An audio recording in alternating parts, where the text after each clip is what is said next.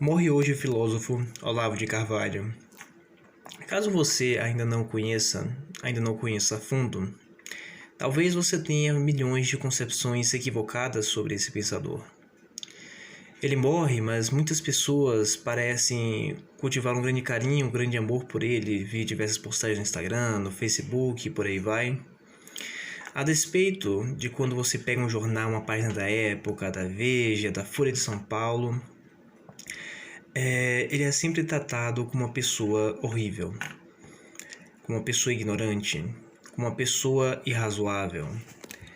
Então, desse descompasso entre essas duas realidades, é sempre importante que a gente reafirme o que ele realmente pensava, o que ele realmente quis nos transmitir. E, para tanto, não somente eu dediquei das minhas pesquisas, das minhas publicações à defesa dele. Primeiramente, se você olhar no meu canal, você vai ver dois pontos ali conversando também sobre o assunto Olavo de Carvalho, que é o Olavo de Carvalho contra Bolsonaro, comentando o debate, que inclusive eu acho até interessante, porque depois daquele debate todo de Olavo contra Bolsonaro, após a morte do filósofo, o Bolsonaro foi o próprio reconhecê-lo como alguém grande, né? Mas além disso, também comentei sobre o caso dele e a situação dele com relação ao SUS, que o pessoal contava que ele era hipócrita, e em fato ele não era, que mostra a quantidade imensa de acusações falsas que faziam contra ele. Então por isso eu queria delimitar, ao menos em algum momento, quais são as bases mais elementares da filosofia, o que ele entende por filosofia, porque ele se chama e é chamado de filósofo. Antes de adentrar nisso aí, peço para vocês curtirem, comentarem, compartilharem esse vídeo e, se possível, inscreverem no canal. Então, a gente vai aqui fazer essa investigação do que é filosofia para o autor, levando em consideração que o próprio não possui nenhum tipo de doutrina expressamente sistematizada, mas somente investigações que surgem como respostas a determinados problemas específicos, que são resolvidos a partir de um método comum. Isso se dá porque o próprio Olavo acreditava que um escrito filosófico é somente a expressão de conclusões provisórias obtidas no curso de uma investigação. Nessa direção, há de ser buscado o entendimento do que seria essa unidade de uma doutrina através do estudo bibliográfico das diversas menções que o próprio fez ao tema no curso de suas investigações. Então, primeiramente, vamos discutir o tema dos pressupostos para o próprio desenvolvimento da filosofia.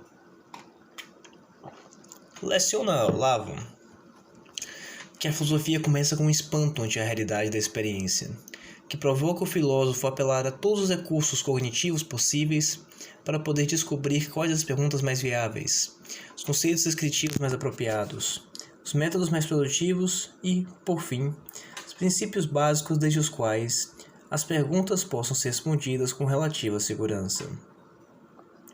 Se através da experiência bruta até a sua transfiguração em formas conceptuais inteligíveis, organizadas em um discurso coerente.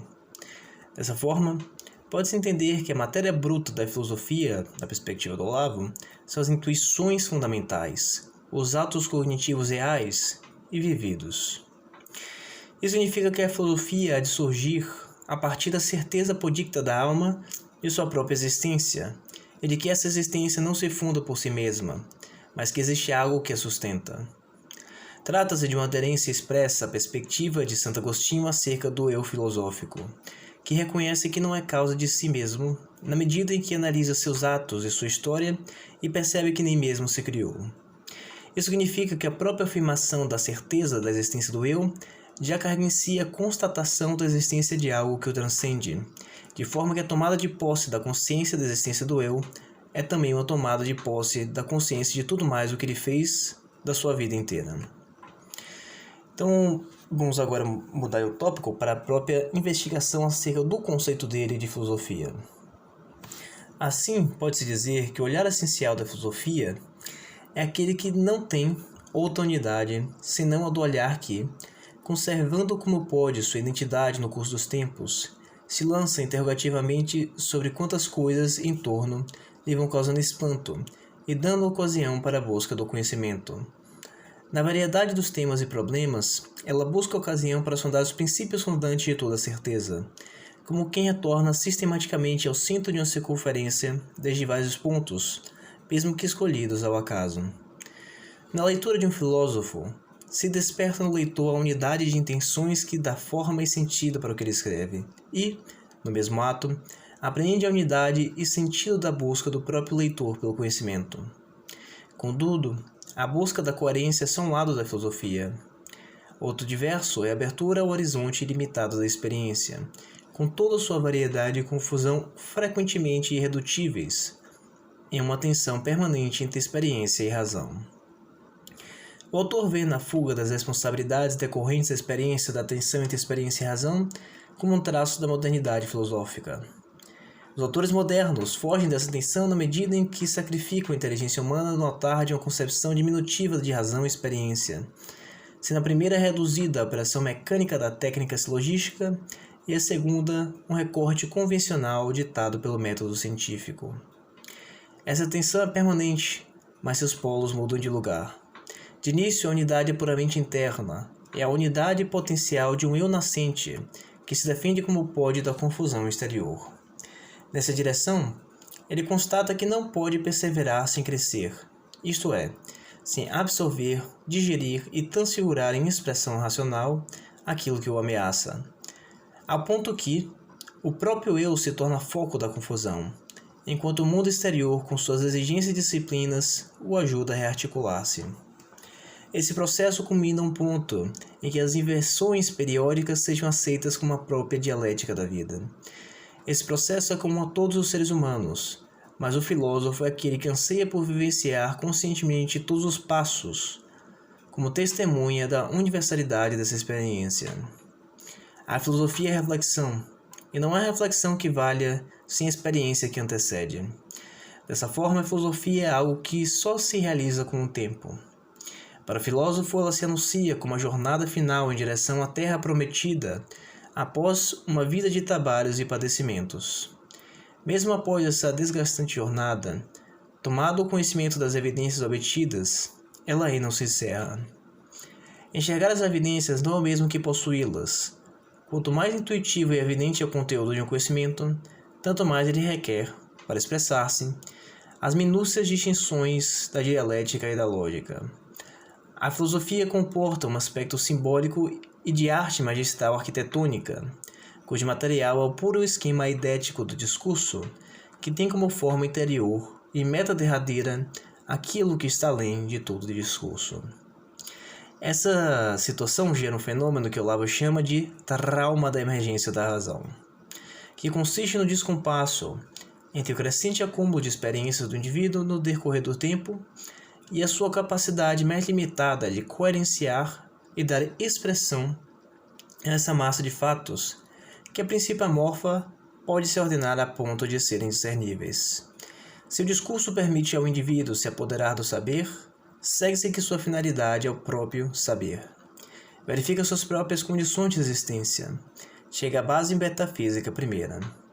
Trata-se, portanto, de um treinamento para que a consciência deixe a realidade falar, pois que mesmo o mais rigoroso discurso de técnica lógico-analítica é apenas um meio de retornar ao que sempre aí já esteve. Isso nos conduz à sua doutrina do intuicionismo radical, segundo a qual o fundamento do conhecimento é a percepção imediata de uma presença sem intermediários. Sustenta essa tese afirmando que a conexão lógica de duas proposições ou é percebida no único relance intuitivo ou não é percebida nunca. Isso só opera em uma tripla intuição, onde o ato pelo qual o indivíduo intui é ao mesmo tempo a intuição de algo e a tuição das condições desse ato intuitivo.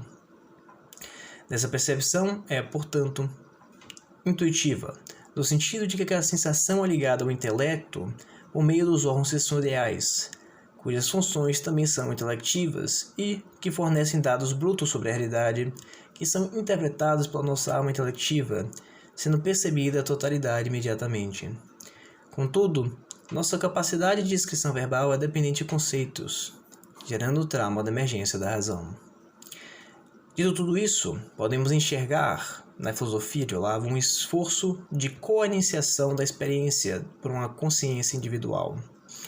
O estudo dessa disciplina também é o estudo das intuições fundamentais, que justificam e embasam um esforço de validação, constituindo-se dos atos cognitivos reais, independente da qualidade de sua expressão.